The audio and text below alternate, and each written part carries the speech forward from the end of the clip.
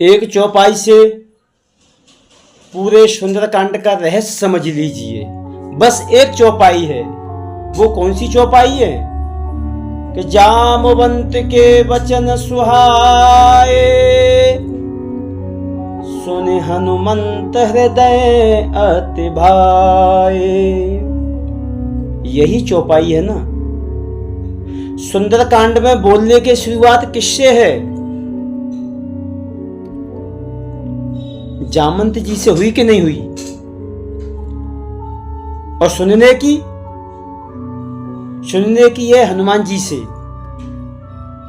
तो जामवंत जी किसकी भूमिका में हैं? तो जामवंत जी हैं वृद्ध बूढ़े की भूमिका में। और हनुमान जी हैं नौजवान की भूमिका में। अतुलित बल धामम, है कि नहीं? और जितनी बड़ी बड़ी घटनाएं सुंदरकांड में हुई हैं, 70% राक्षस मरे हैं इसी कांड में, 30% मरे हैं लंका कांड में। और सुंदरकांड में ही बड़ी बड़ी घटनाएं हुई हैं। पूरी आग किस कांड में लगी? लंका जलकर के राख हो गई, खाक हो गई सुंदरकांड में। तो इस कांड का नाम सुंदरकांड नहीं, भीषण अग्निकांड होना चाहिए कि नहीं? लेकिन फिर भी तुलसी बाबा ने इसका नाम सुंदरकांड क्यों रख दिया?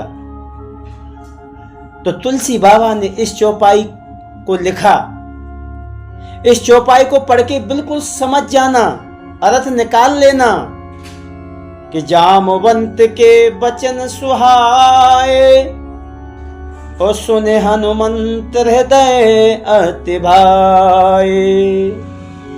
गोस्वामी ने कहा इस कांड की बोलने की शुरुआत हो रही है जामवंत जी से। जामवंत मंत्री अति बूढ़ा, और सुनने की शुरुआत हनुमान जी से हो रही है। हनुमान जी हैं जवान की भूमिका में।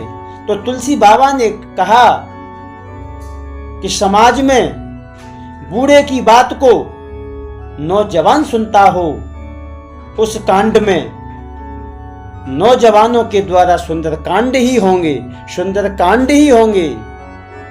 इसीलिए इस कांड का नाम सुंदरकांड रखा गया।